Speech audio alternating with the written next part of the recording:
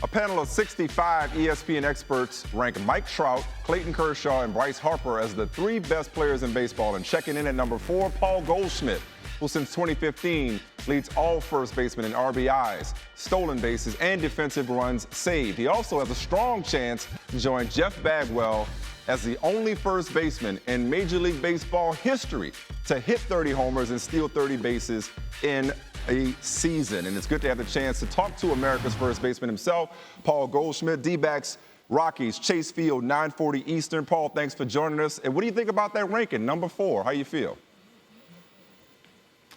It's pretty good. Had no idea. So definitely to be thrown up there with those great players is a big honor.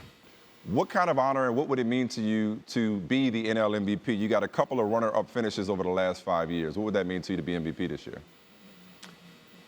Honestly, I think if that happened, the biggest thing would mean we probably made the playoffs as a team, and that would be, the thing I would enjoy most. So, I've had some good years individually, but as a team, we haven't reached our, goal of winning the World Series. In the last few years, haven't made the playoffs. So, kind of that award usually goes to a team that's in the playoffs. So that's where, to me, would be pretty special. Now, your former hitting coach, Mark Grace, my favorite quote about you, he once described you as Jesus Christ in a baseball uniform. He said you're everything you would want in a baseball player. What did that compliment mean to you?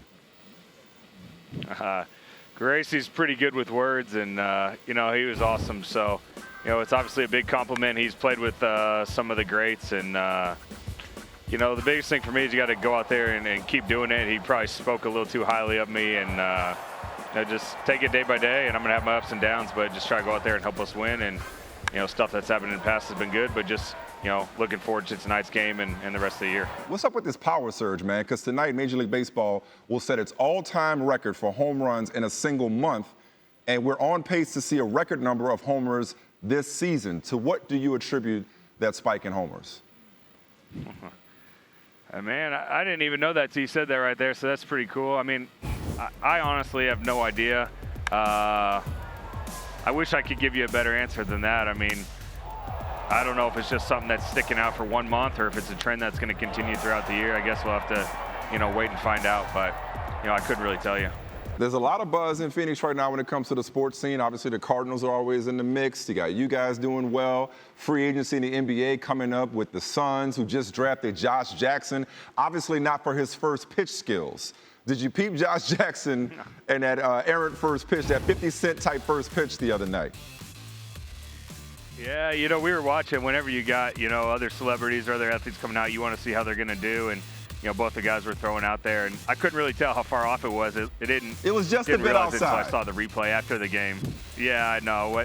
From my angle, I just thought it was a little wide. But, seeing the highlights was one of the first things I saw after the game. It was on the TV and, had a good laugh. But, man, it's not as easy as it looks. And, if we were going to go shoot hoops or something like that, I'm sure we'd embarrass ourselves too. Yeah, well, look, I'm not making fun of him because I'm sure I would one-hop it if I ever had the honor of throwing out a first pitch.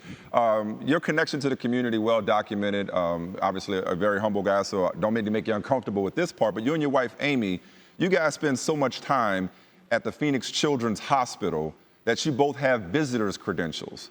Why is that so passionate to you and Amy to spend so much time at the hospital? What's the connection there? When I got called up, I just wanted to get involved with the community out here in Phoenix and give back and help out however we could. We're given this status as an athlete, and so many people come to the games and watch us on TV that I wanted to, be able to help out and, just kind of met someone that worked at Phoenix Children's Hospital. I was like, oh, man, there's not a better place than there to go hang out and try to give back and help the kids. So my wife and I just started volunteering over there, and really we do the easy thing. We just go over there and hang out and, play video games, play board games, and all that type of fun stuff. Let the doctors and nurses and employees over there handle the medicine. So we just try to go distract the kids and families, sign some autographs, bring some pictures, that type of stuff. And I would say the other thing is just all the kids and families over there, they're our neighbors. So you may not know what people are going through, but it really is the whole city of Phoenix and the state of Arizona. There's people from all over the state, and so we're able to just do our small part, and we know everyone's doing their part as well.